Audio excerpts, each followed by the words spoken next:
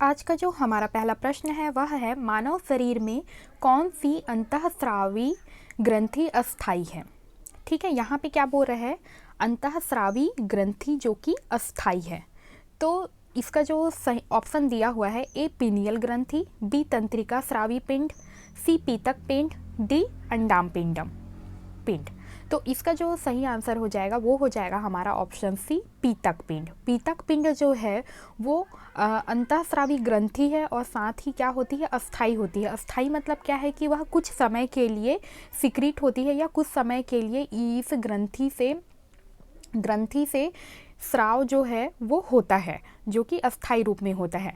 और निरंतर रूप में कहा जाए या अंतःस्रावी ग्रंथियाँ जो कि स्थायी रूप से हैं तो उसके तो हैं पीनियल ग्रंथि, तंत्रिका स्रावी पिंड और अंडाम पिंड। ये सभी क्या हैं, अंतःस्रावी ग्रंथि हैं और साथ ही ये क्या है, स्थायी रूप से मनुष्य के शरीर में विद्यमान रहती है। लेकिन जो पीतक पिंड है वह एक अस्थाई ग्रंथि है जो कि अस्थाई रूप से कभी कभी जब ज़रूरत होता है तब यह ग्रंथि जो है वो अपना अंतःस्रावी या स्राव करता है। और अगर ऐसा पूछता है कि मानव शरीर में कौन सी अंतःस्रावी ग्रंथि जो कि सबसे छोटी अंतःस्रावी ग्रंथि है करके, सबसे छोटी, तो वो है शीर्ष ग्रंथि। शीर्ष ग्रंथि जो है वो मनुष्य के शरीर में सबसे छोटी अंतःस्रावी ग्रंथि है जो कि अस्थायी रूप से उत्पन्न होती है या अस्थायी है। अब देख लेते हैं अगला प्रश्न। मानवों में प्रधान नाइट्रोजनी उत्सर्जी यौगिक का संश्लेषण, तो इसका सही आंसर हो जाएगा हमारा ऑप्शन ए, यकृत में होता है। यकृत में होता है तथा उसका अधिकांश उत्सर्जन जो है वो वृक्कों के द्वारा होता है। मतलब ये कि मानव के शरीर में जो नाइट्रोजनी उत्सर्जी पदार्थ जो होता है उसका जो संश्लेषण है वह यकृत में होता है तथा उसका जो अधिकांश उत्सर्जन जो है वो वृक्क के माध्यम से किया जाता है। तो मानव में जो नाइट्रोजनी अपशिष्ट होता है या नाइट्रोजनी उत्सर्जी पदार्थ जो होता है वो मुख्य रूप से वृक्कों के द्वारा या गुर्दों के द्वारा इस अपशिष्ट को यूरिया और अमोनिया जो होते हैं वो मुख्य रूप से नाइट्रोजनी अपशिष्ट होते हैं जिन्हें वृक्कों के माध्यम या गुर्दे के माध्यम से इसे बाहर किया जाता है और रक्त से फिल्टर को उत्सर्जित कर दिया जाता है। और यह जो नाइट्रोजनी अपशिष्ट जो होते हैं वह मुख्य रूप से मानव के नाइट्रोजनी अपशिष्ट जो है वो मुख्य रूप से मानव शरीर में जो नमक पानी को संतुलित रखने के लिए यह जो है वो उत्तरदायी होता है। और जो शरीर में मुख्य रूप से चयापचय की जो क्रिया होती है, उपापचय की जो क्रिया होती है, जिसके दौरान जब प्रोटीन जो है वो टूटता है, जब प्रोटीन टूटता है तो वो नाइट्रोजनी उत्पाद का निर्माण करता है। और ये नाइट्रोजनी उत्पाद जो है वो एक अपशिष्ट के रूप में मानव शरीर से बाहर कर दिया जाता है जो कि गुर्दे के माध्यम से किया जाता है, क्योंकि यहाँ पे रक्त के शुद्धिकरण की जो प्रक्रिया है वह होती है और अतिरिक्त पानी जो है वो भी मूत्र के रूप में निष्कासित कर दी जाती है। अब है अगला प्रश्न। एड्रीनल अधिवृक्क वल्कुट को क्षति पहुंचने से निम्नलिखित में से किस एक को स्रावित होने पर संभवतः कोई प्रभाव नहीं पड़ेगा। यहाँ पे ऑप्शन दिया हुआ है, ए कार्टिसोल, बी एंडोस्टेरॉन, सी एंडोस्टेनेडियोन तथा डी हाइड्रो एपी एंड्रोस्टेरॉन दोनों, डी एड्रीनलिन। तो इसका जो सही आंसर हो जाएगा वो हो जाएगा हमारा ऑप्शन डी एड्रेनेलिन। एड्रेनेलिन जो है वो उस पर कोई भी प्रभाव नहीं पड़ेगा। अब देख लेते हैं अगला। पूर्ण विकसित गर्भ तथा अपरा से निकले संकेतों से अंततः प्रसव हो जाता है, जिसके लिए किसके विमोचन की आवश्यकता होती है।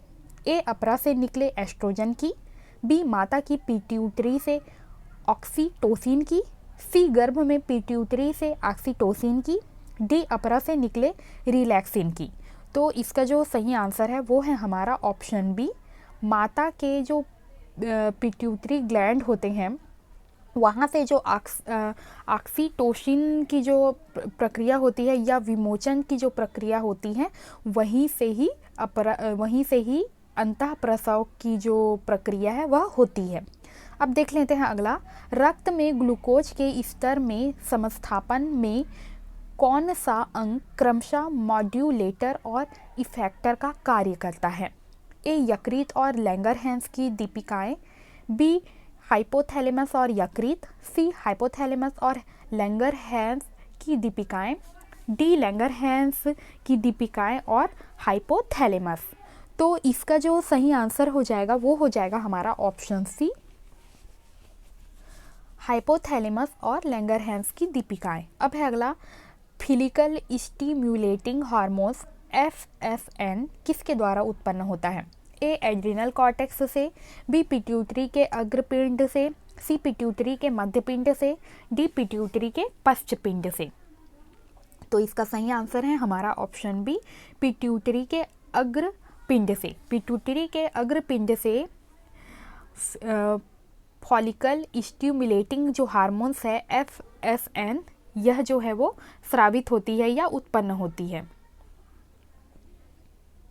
यह जो हार्मोन्स है FSH यह मुख्य रूप से उत्तेजक हार्मोन्स है और जिसका जो कि पिट्यूटरी ग्लैंड से स्रावित होता है और यह जो हार्मोन्स है वह पिट्यूटरी ग्लैंड के अग्रपिंड से यह स्राव होता है,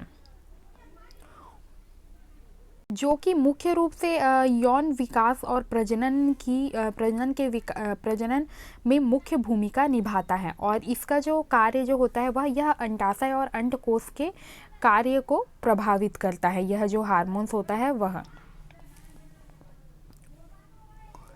अब देख लेते हैं अगला, हार्मोन की पहचान के साथ साथ उसके सही स्रोत और उसके कार्य के सही मिलान को चुनिए।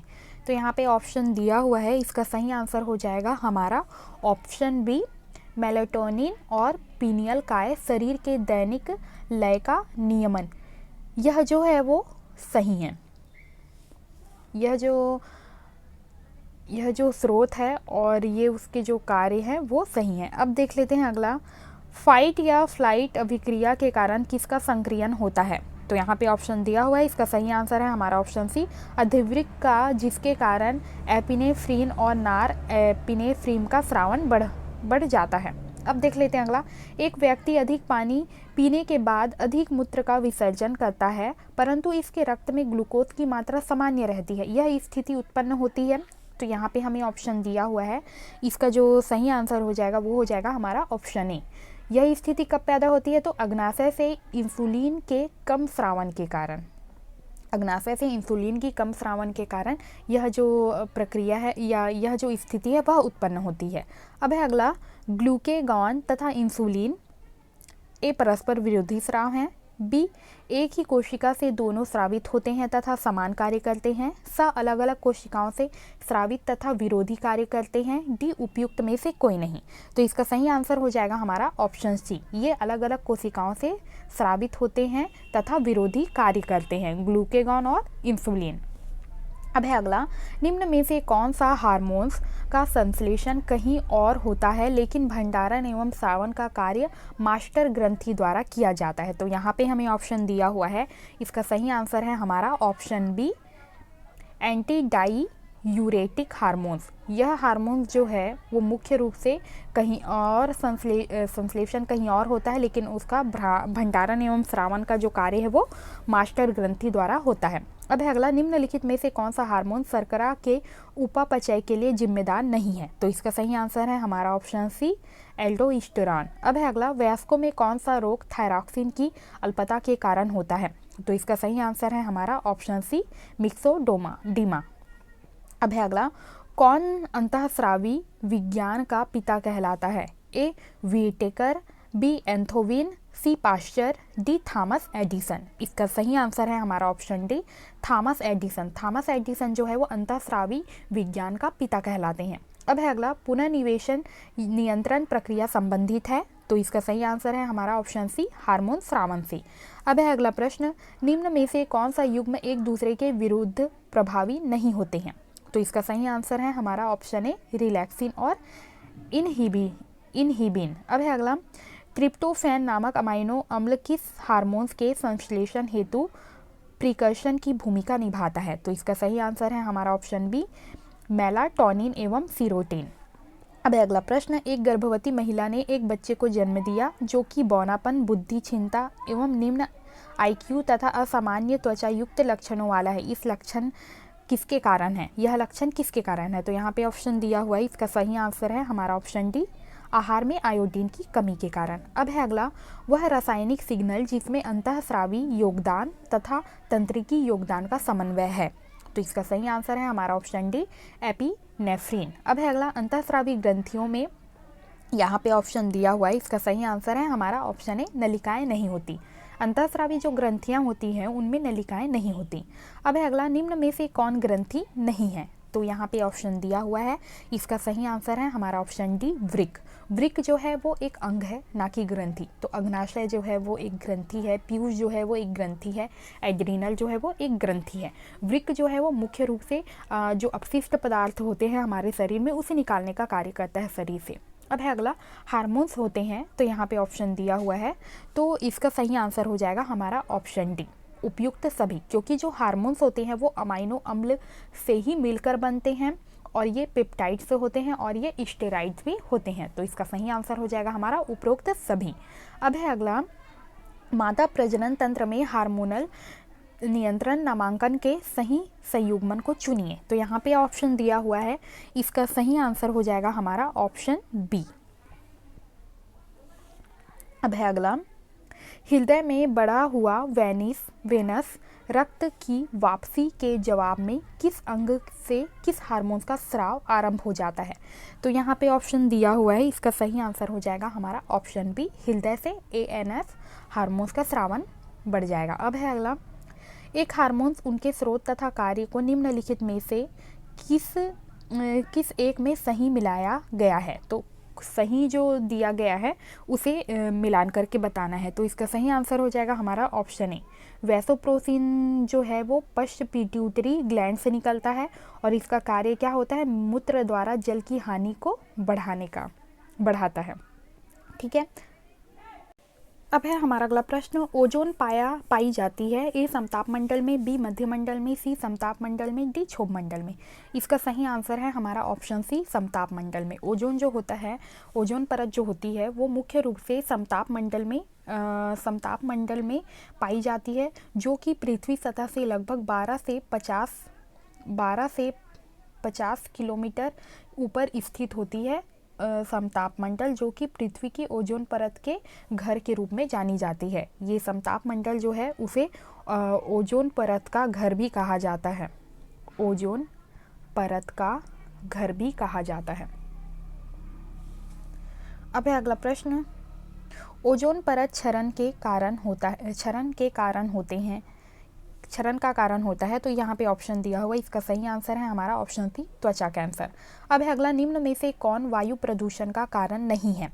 तो इसका सही आंसर है हमारा ऑप्शन सी जल विद्युतीय शक्ति। अब है अगला, BOD किसकी माप है? तो यहाँ पे ऑप्शन दिया हुआ है, इसका सही आंसर है हमारा ऑप्शन सी जल में अकार्बनिक प्रदूषणों की माप है BOD।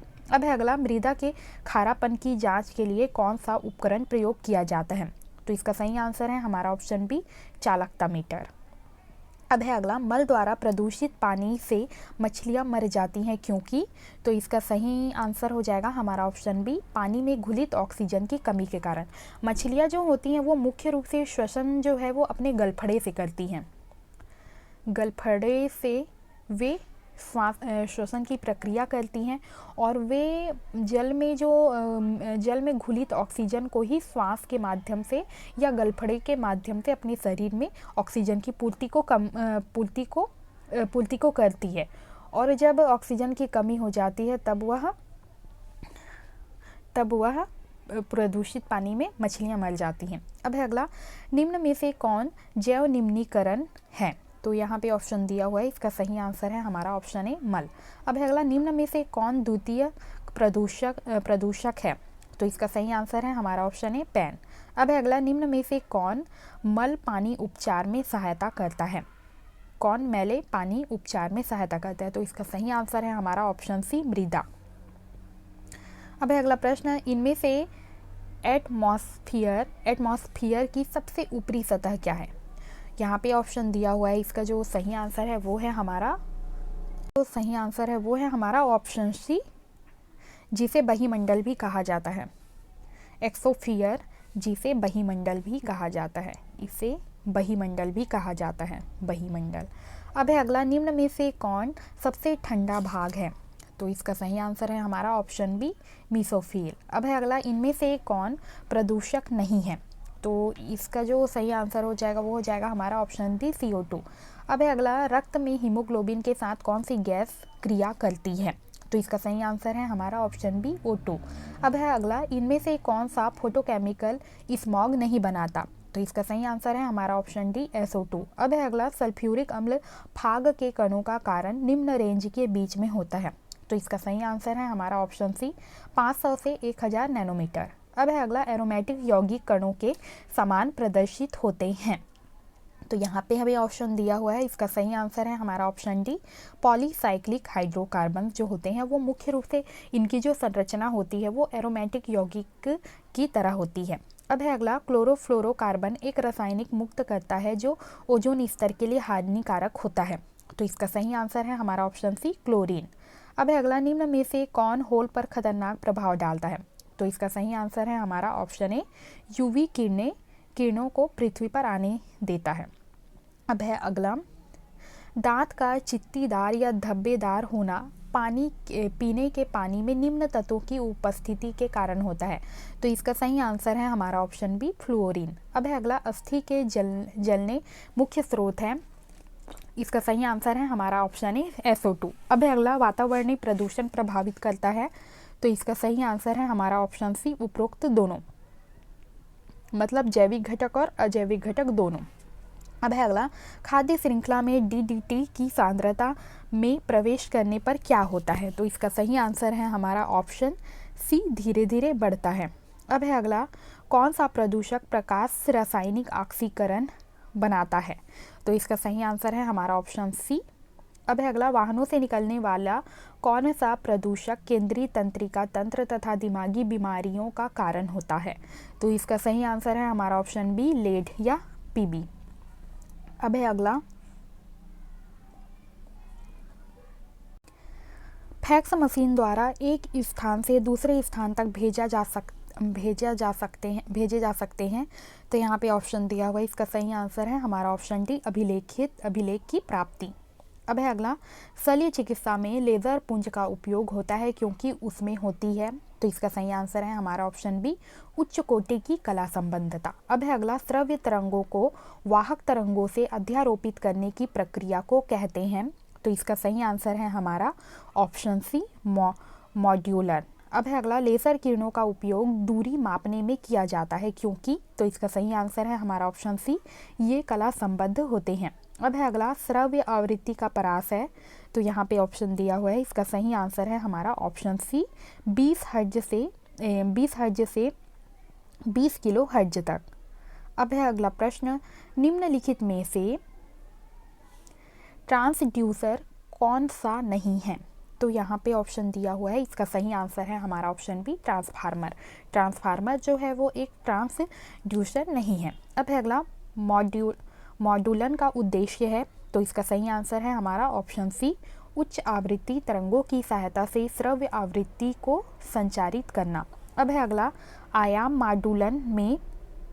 तो यहाँ पे ऑप्शन दिया हुआ है, इसका सही आंसर है हमारा ऑप्शन सी, वाहक तरंग का आयाम श्रव्य तरंग के आयाम के अनुसार परावर्तित होता है। अब है अगला,